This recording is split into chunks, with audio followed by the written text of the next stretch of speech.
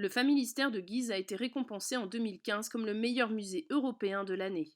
Un prix qui vient récompenser les efforts d'un endroit atypique, l'ancien palais social des usines Gaudin. Jean-Baptiste André Gaudin a construit ici au XIXe siècle toute une cité pour que ses employés trouvent commerce, école et théâtre à quelques mètres des usines de fonte où ils travaillaient.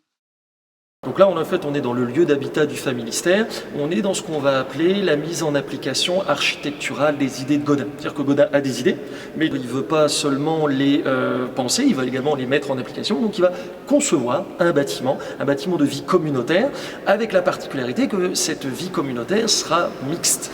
C'est-à-dire que Gaudin conçoit que pour devenir familistérien, c'est un choix que vous faites. Si vous faites le choix de devenir familistérien, vous ne serez plus perçu comme ouvrier, comme ingénieur, comme contremaître, comme cadre, mais comme étant tous familistériens. Donc comme vous êtes tous familistériens, vous aurez tous accès aux meilleures conditions de vie qui soient, selon lui, pour le XIXe siècle, dans un bâtiment qui possède une architecture unitaire, donc une architecture qui permet de redistribuer ses avantages, non plus en fonction du rang social ou du salaire, mais en fonction des besoins véritables des familles au XIXe siècle.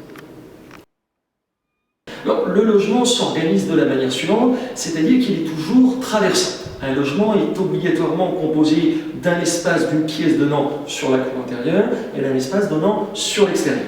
Il y a plusieurs raisons à cela. Il y a à la fois des questions ici donc, de taille de logement, donc d'espace, mais également des questions de lumière, ici donc de vastes fenêtres permettant à la lumière naturelle de pénétrer dans les logements. Il faut savoir qu'au XIXe siècle, la lumière et surtout la taille des fenêtres est source de richesse. Et ça permet également une ventilation plus simplifiée ici du logement, puisque en ouvrant les deux fenêtres, un courant d'air naturel se crée et ventile. Étant donné que l'eau, l'air, également la lumière, sont des éléments naturels que Gaudin s'efforce de redistribuer à chacun des familistériens de la même manière, puisque comme ce sont des dons faits par la nature à l'homme, il est normal que chaque personne en reçoive les mêmes proportions. Le berceau que vous avez ici donc, vient d'un bâtiment qui s'appelait la nourricerie Poupenat, qui était juste derrière le familistère, le pavillon central dans lequel nous sommes, et qui avait justement comme intérêt de permettre la prise en charge de l'enfance, puisque ici l'enfant est pris en charge dès sa naissance. De 15 jours à 2 ans, il va à la nourricerie.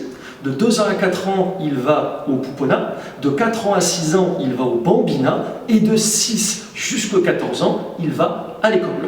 C'est-à-dire que l'enfant ne peut travailler avant l'âge de 15 ans.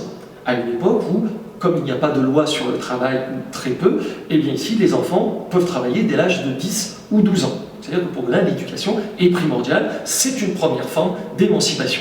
L'autre intérêt de ce bâtiment de la nourricerie Poupenat, c'est que ça permet ici de permettre l'émancipation de la femme. Si la femme a la possibilité de déposer ses enfants en bas âge dans un bâtiment conçu à cet effet, avec en plus un personnel qualifié, elle a donc plus de temps pour elle. Si elle a plus de temps pour elle, elle peut trouver un travail. Si elle trouve un travail, elle est rémunérée. Si elle est rémunérée, elle devient l'égale de l'homme dans la gestion du foyer et peut de ce fait devenir l'égale de l'homme dans la gestion du familistère, puisqu'elle peut ainsi rentrer dans le cadre de l'association coopérative en tant qu'associée. Donc tout est fait au familistère pour, encore une fois, permettre d'avoir ici donc, aux familistériens les meilleures conditions de vie, pour eux comme pour leurs enfants, et toujours essayer de les élever de leur propre rang, et donc de reprendre en main leur propre vie.